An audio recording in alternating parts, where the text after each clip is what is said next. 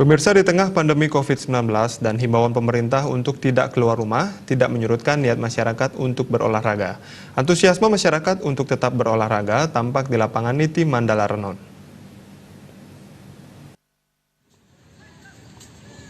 Pemirsa, banyak masyarakat yang memanfaatkan waktu pagi maupun sore hari untuk berolahraga. Walaupun saat ini pemerintah menghimbau seluruh masyarakat untuk menjaga jarak dan tetap diam di rumah. Berdasarkan pantauan tim liputan, masyarakat tampak ramai berolahraga di lapangan Niti Mandala Renon. Mereka berolahraga seperti lari maupun jalan santai, mengelilingi lapangan Banjarsandi.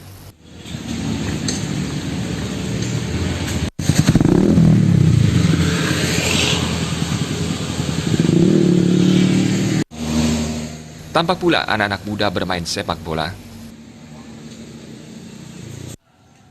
Desa Karyani, Bali TV.